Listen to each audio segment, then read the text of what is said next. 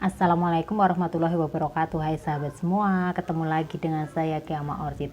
Di video kali ini saya ingin berbagi tips bagaimana cara kita menanam anggrek dendrobium dari seedling praremaja.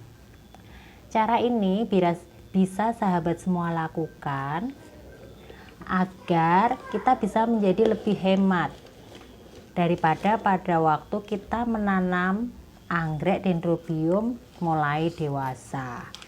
Di sini saya akan mempraktekkan cara menanamnya supaya dia dapat tumbuh sehat dan subur. Anggrek-anggrek ini merupakan anggrek silangan keriting ya sahabat semua. Tentu saja sahabat semua tahu untuk anggrek keriting saat ini lagi tren sehingga harganya pun cukup menguras isi dompet, sehingga kita bisa mensiasatinya dengan cara menanam anggrek-anggrek yang ukurannya masih kecil seperti ini.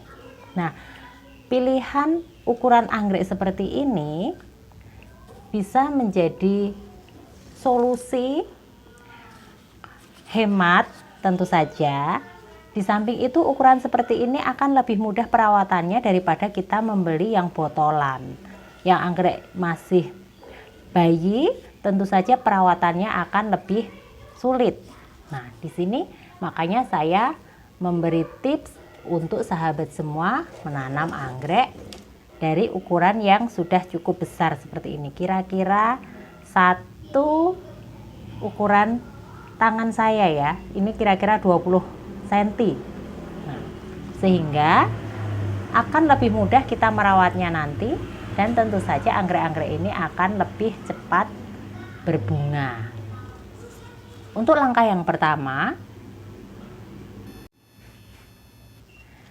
di sini anggreknya sudah memiliki ID masing-masing. Nah, untuk pertama saya akan menulisi anggrek ini ditanam pada bulan Juni tahun 2022. Ini sebagai tanda apabila nanti anggreknya sudah dewasa dan berbunga, bisa kita perkirakan berapa lama kita merawatnya. Jadi masing-masing dari ID ini bisa kita tulisi di sebaliknya kapan kita mulai menanamnya.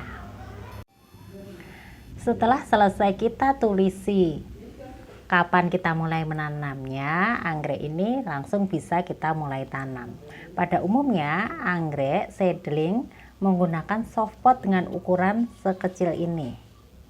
Nah, karena ini ukurannya sudah cukup besar dan cukup rimbun, tentu saja kita perlu menggantinya ke pot yang lebih besar.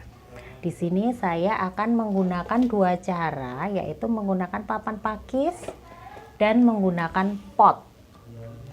Pot yang akan saya gunakan adalah pot plastik. Kemudian cara penanaman anggrek yang ketiga adalah ditanam di pohon. Nah, cara yang ketiga ini nanti tidak akan saya praktekkan karena caranya akan sama pada waktu kita menanamnya di papan pakis. Caranya sama, hanya tempat penempelannya yang berbeda. Untuk langkah yang pertama tentu saja anggrek ini harus kita lepaskan dari soft potnya. Cara melepaskannya pun cukup mudah, langsung kita tekan-tekan seperti ini sambil kita tarik soft potnya dari media anggrek ini. Pada umumnya anggrek seedling yang kita beli dengan media akar kadaka seperti ini, atau moss hitam atau moss putih. Nah, nanti pada waktu menanam akar ini akan kita gunakan secara langsung. Tetap kita gunakan tanpa kita kurangi agar anggrek ini lebih mudah menyesuaikan diri pada media yang baru. Untuk langkah yang pertama saya akan menggunakan pot yang terbuat dari pot plastik. Pot ini saya gunakan dengan ada lubang di bawahnya, ukurannya juga tidak terlalu besar. Pada waktu menggunakan pot, kita sesuaikan dengan ukuran anggrek yang akan kita tanam. Pot yang digunakan bisa seukuran ini atau lebih kecil dari ini ya sahabat semua.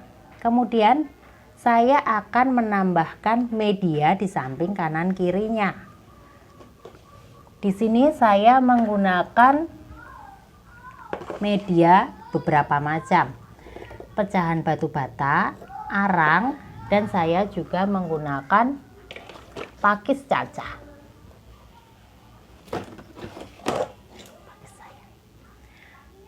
Cara menanamnya pun cukup mudah karena ini potnya cukup besar. Saya akan menambahkan terlebih dahulu pecahan batu bata atau pecahan genting pada dasar dari pot ini. Kita beri media yang cukup banyak terlebih dahulu karena untuk media bawaannya hanya sedikit. Kita letakkan di tengah-tengah pot seperti ini secara lebih ke atas, tidak terlalu dalam. Kemudian samping kanan kirinya kita tambahkan arang lagi sampai anggrek ini dapat berdiri dengan tegak dan tidak goyang-goyang. Caranya seperti ini.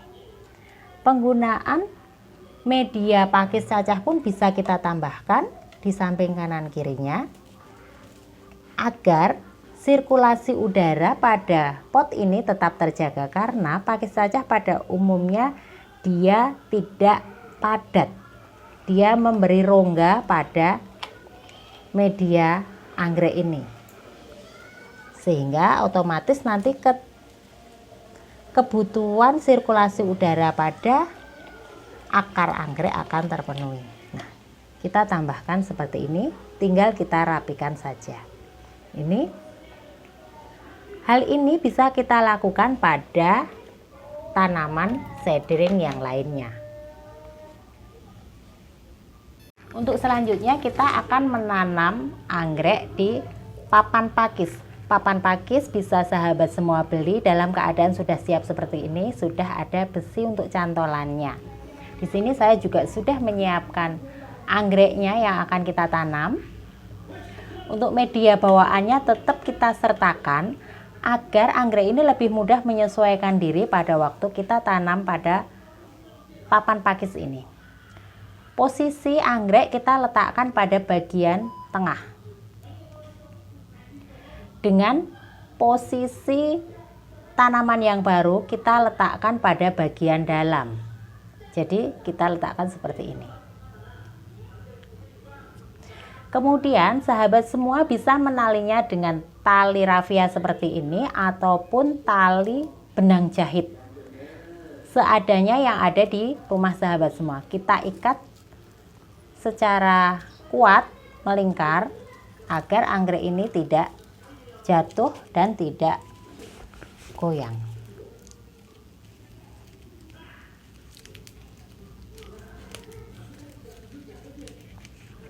Bisa kita ikat berkali-kali, bisa juga cukup 2 kali apabila dirasa sudah kuat.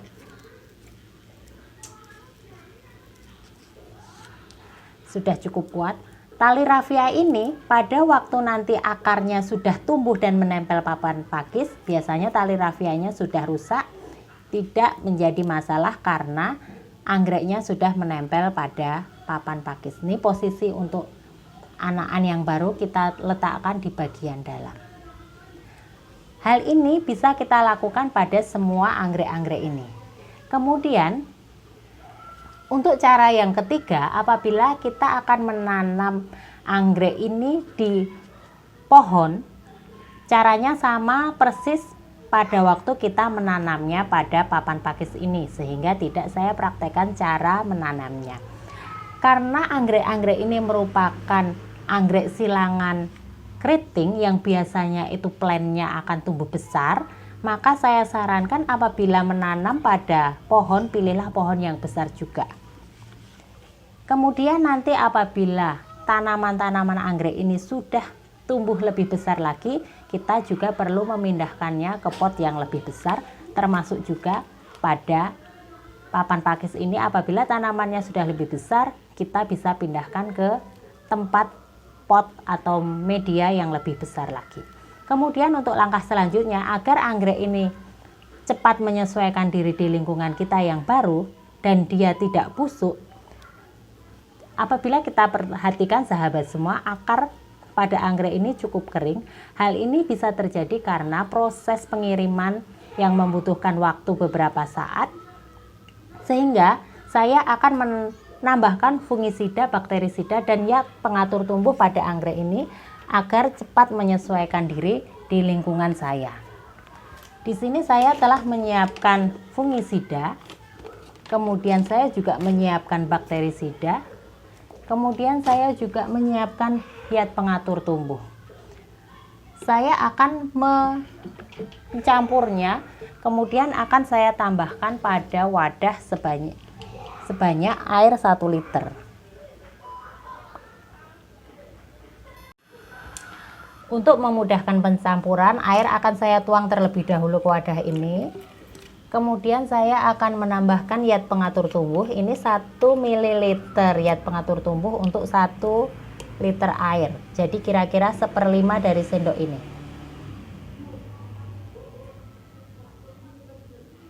Cukup segini saja ya sahabat, kita aduk. Kemudian saya tambahkan bakterisida secukupnya 1 gram juga untuk 1 liter air. Kita kira-kira menggunakan sendok makan ini, kira-kira segini sahabat. Kita campurkan juga.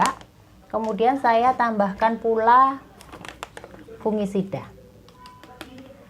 Sahabat semua bisa menggunakan merek-merek yang ada di pasaran. Bakterisida, fungisida maupun zat pengatur tumbuh tidak terpancang pada merek-merek tertentu. Ini sekitar 1 gram juga. Kemudian akan saya aduk secara merata. Kemudian saya tuangkan ke wadah ini. Di dalam wadah sudah ada airnya.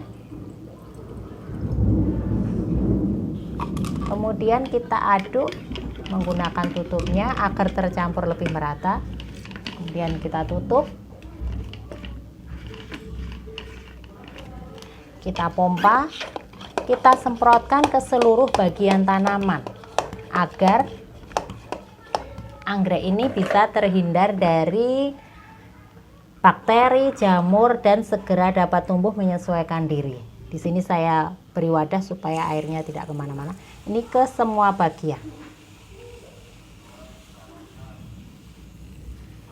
Kemudian terutama pada medianya, pada akarnya.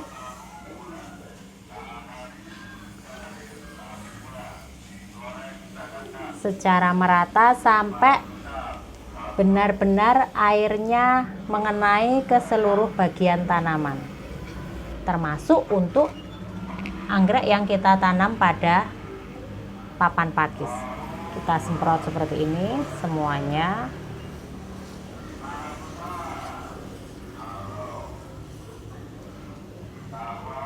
Pemberian bakterisida, fungisida, dan zat pengatur tumbuh ini bisa kita lakukan setiap seminggu sekali sampai anggrek ini benar-benar sudah bisa menyesuaikan diri dengan lingkungan yang baru, lingkungan rumah kita.